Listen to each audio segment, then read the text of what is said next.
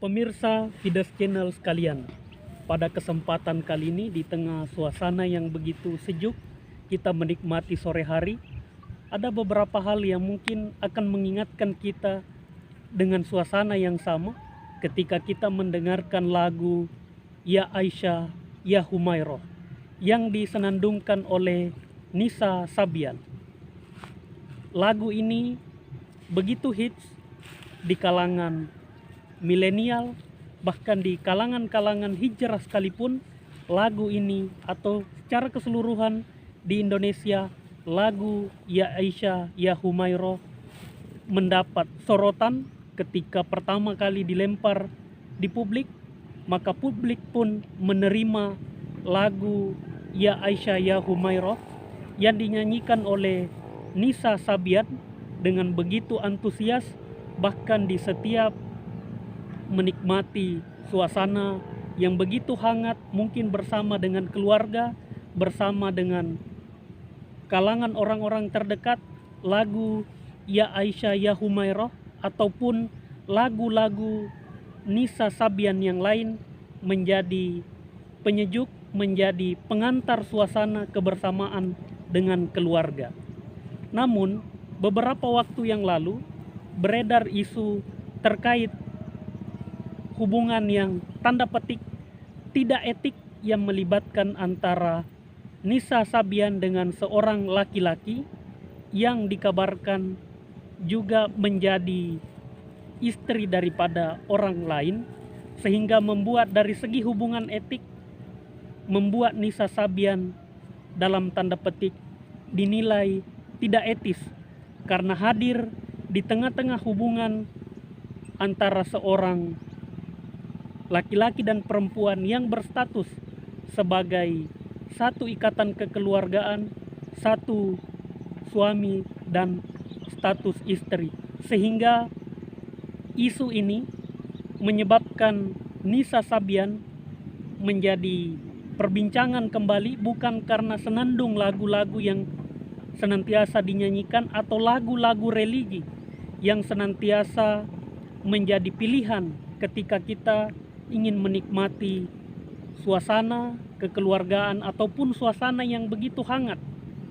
Lagu Nisa Sabian diputarkan, tetapi kali ini bukan senandung sebagaimana yang selalu dinyanyikan oleh Nisa Sabian, tetapi kali ini senandung yang cukup membuat nada mungkin agak fals karena kita mendengarkan sosok idola muda penyanyi religi Nisa Sabian terlibat hubungan yang tidak etik antara seorang laki-laki yang berstatus sebagai suami orang lain.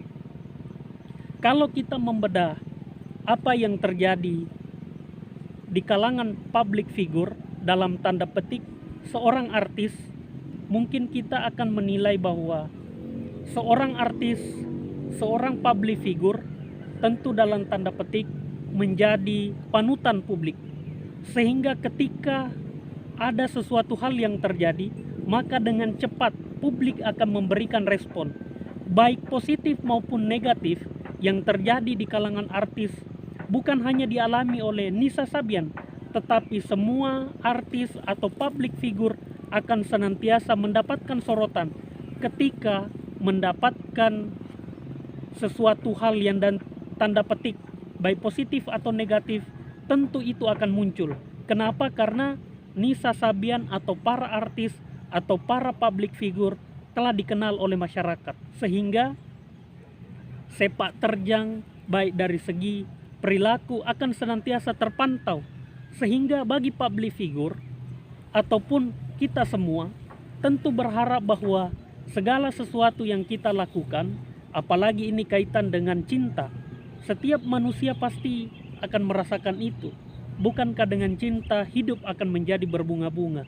Tetapi khusus untuk kasus Nisa Sabian, ada orang lain yang tangkai bunganya layu, ada orang lain yang merasakan suasana yang cukup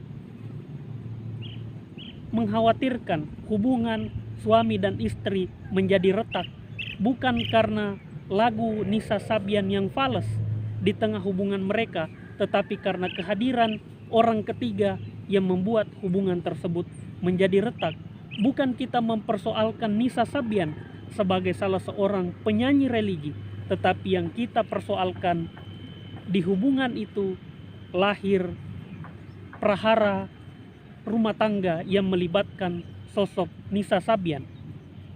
Secara etik kita akan mempermasalahkan ini, dan juga secara sosial dan hukum moral tentu sebagaimana Nisa Sabian ketahui bahwa manusia sebagai makhluk sosial tentu akan mendapatkan penghakiman secara sosial karena apa yang dilakukan, perilaku ataupun sikap itu dalam tanda petik melanggar norma-norma sosial yang dikenal di tengah kehidupan masyarakat.